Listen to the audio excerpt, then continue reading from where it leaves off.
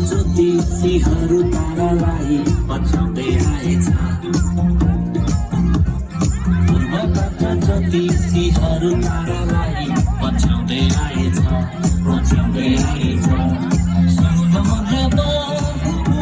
या भेटीहरू बाला केशुलाई चढाई घोषणा गरेछ